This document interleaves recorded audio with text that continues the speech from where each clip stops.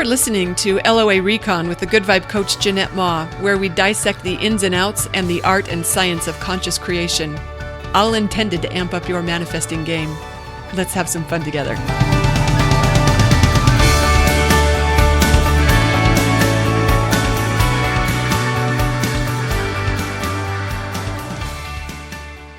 So, I just finished Master Gardener training not too long ago, and one of the things they taught us was pruning. And I cannot tell you how, can you hear the smile on my face as I even talk about pruning? I am so excited to know how to prune. In fact, after we got out of pruning class, I felt like Neo in the Matrix, you know, when he gets the download and they teach him all these fabulous things, and he wakes up and he says, I know jujitsu. I got out of class and I was like, I know pruning. It felt like a whole new world opened up to me. And ever since then, I cannot get enough time with my trees in this yard. Now that I know what to do with them, you know what they want, how to help them thrive.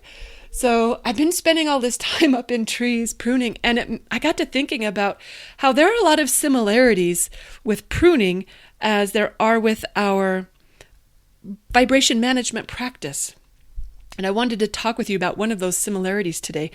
There are some branches, you know, the ones that are too big for the pruning shears, where you got to actually get out a saw because the branch is just, it's going to take a saw. Okay, so some of those branches, like they teach you in class, like you got to have a certain angle, and they're kind of particular about how that goes. And some of those angles are kind of tricky to get depending on where in the tree you are, and if you're on a ladder and a little uncomfortable with heights, some of it feels a little challenging. But what I've noticed in working with the saw up in the tree is that the first couple of swipes that you take on this branch, it kind of goes like all over the place, right? Like, you know, because you don't have a line yet. You haven't created a groove. And you're trying to get a good groove, because once you've got one, that's where the saw is going to go. So hopefully this is the right angle, because changing it after you already got a line going, it takes some work. I was thinking that's kind of the same thing with law of attraction and our vibrations, right?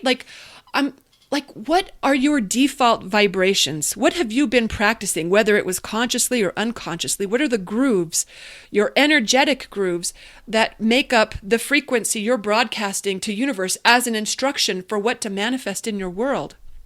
When I was up there with the saw and noticing that, you know, like the first even 5 or 6 times I'm trying to get a line started on this branch, it's not really, there is no line. It's kind of bouncing here and bouncing there. But you know what? If you just keep at it, it's going to take, you know, and hopefully you got a good angle on this.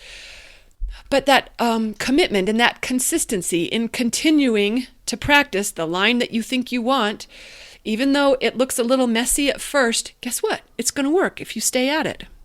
It's the same thing with our vibrations. I was thinking about how when I started my coaching practice, and I knew I needed a good client vibration. Every business owner has a client vibration. Your vibration might be no clients, or your vibration might be sucky clients, or it might be clients who don't pay, or clients who cancel. I mean, we all have a client vibration, those of us who deal with clients, but I wanted a client vibration that would help my business succeed and help me enjoy the work that I was doing. So, and I didn't have this vibration really. I mean, I'd just been an employee before. I didn't really have my own clients. So this was new territory for me, but I knew this is important territory for this business to work. So I started practicing a client vibration. And I did that in a variety of ways. I did it with an affirmation. I'm a brilliant coach in high demand. I would repeat that to myself whenever I would hear my gremlin saying, this isn't going to work. You're going to have to get a job. I would say, no, that's not what I'm creating. What I'm creating is, I'm a brilliant coach in high demand. I did that, and I made pray-rain journal entries every day about how amazing the clients were that I was working with, what great results they were getting, and how much fun we had working together. And I also, the third thing I did was, I read a perfect client list from Attracting Perfect Customers by Stacey Hall and Jan B. They suggest making a list not just of traits, qualities, and characteristics. That's what a lot of law of attraction teachers will suggest for making a list of the traits you want in the person that you're attracting into your life. They actually wanted you to make 4 lists. The first one is traits, qualities, and characteristics. The second is a list of what makes your perfect client tick. The third list is what does your perfect client expect from you? And the fourth list is from the third list. If there are any expectations your client has of you that you are not meeting yet, that goes on the fourth list as the gap for you to close so that you are in alignment with your perfect client. So I was doing all these things to get my good client vibration going. And you know what? Within like 3 months, I had a full thriving practice. I was like, what are all these coaches talking about how hard this is? Because, I'd gone through coach training and everyone was like, can't get a client here, there, anywhere. I was a little cocky. I'm going to be honest. I was like, that wasn't so hard. Why does everyone think that's so hard? That was easy. So I'm rocking it out with my clients until I wasn't. Because I stopped doing all my practices, right? Once I had my full thriving practice, I was like, ta-da, done. And I stopped my affirmations and my list and my journal entries. And over the next couple of weeks, I noticed I wasn't having as many inquiries as I used to have. And the ones that I was getting, they weren't as perfect as they used to be. And I was scratching my head going, what is going on here? And then I realized I stopped doing all the things that had got them there in the first place. Hello, pick up your practice again, girlfriend. Because guess what? It wasn't my default vibration yet. I mean, it was working while I worked it, but once I stopped working it, it stopped working. So I picked it up again. And within a couple of weeks of doing my journal entries and reading my list, I was back on board with, a full practice of perfect people. And it taught me the importance. You guys, I worked that vibration for a full year after that. Like I'm going to be honest, after I realized I was afraid to put it down, like I was working this not to make it happen. I was working it because I was afraid that once I realized fear was driving it, then I stopped. But it was like a full year of me tuning into the vibration of clients before I set it down. And I got to tell you this, after that year, I owned that vibration. Like it was no longer in question for me whether I had clients or not, or what kind of clients. Hello, yes, I had clients. I had plenty of them, and they were perfect. That's just how it was for me, because I worked that vibration, that I had the kind of groove in my brain, in my energetic field that would not waver. I worked it. And you know what? I've worked other vibrations unconsciously that didn't serve me. The one like where I found myself practicing the vibration of resentment for my boyfriend. Look, I certainly wasn't doing this on purpose. Who in the world would ever do something like that on purpose?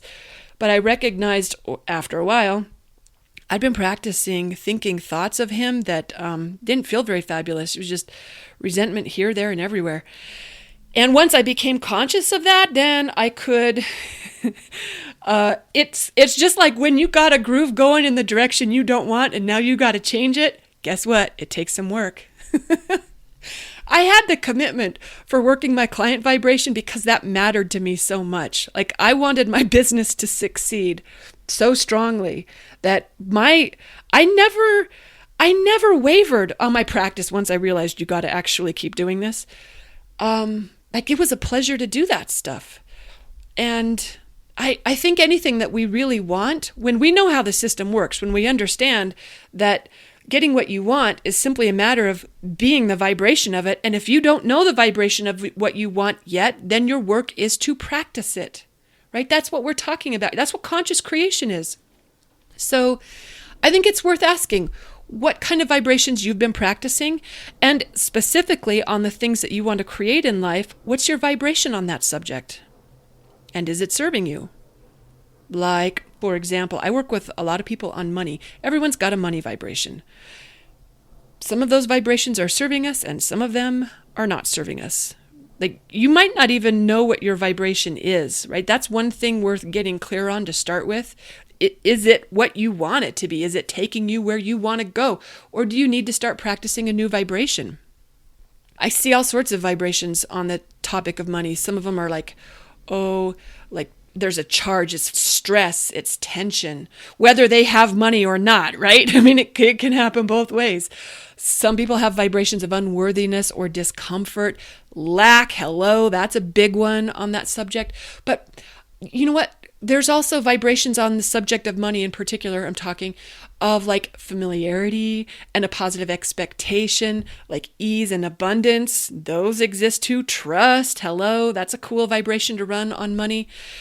My money vibration has been a variety of things, and I continue to work with that. Like as my desires change, I can't say that I want my money vibration as much as I wanted clients for my business.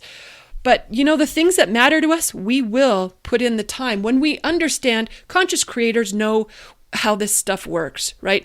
Muggles are out there just taking action because they think that's what's required in order to create the life that they want. But we know that everything is energy and everything is responding to the frequency that we are broadcasting. So if we want a different result, we've just got to find a different frequency on whatever it is we desire. And starting that new vibration, it can be kind of like those first couple saws on the branch where it doesn't look like it's going where it should be and you're not sure whether this is working and it's kind of hard and a little frustrating and uncomfortable. You're wondering, are you doing it right? But keep doing it because guess what? It works when you do. Oh my gosh, I feel a little ridiculous how excited I am about both pruning and vibration management. But I do love this stuff. I hope you do too. Thanks for listening. If you're enjoying this podcast, please leave a review or share it with a friend if you think of someone else who could enjoy it. And know that I love playing with you at this conscious creation party. Thanks, everyone. Goodbye.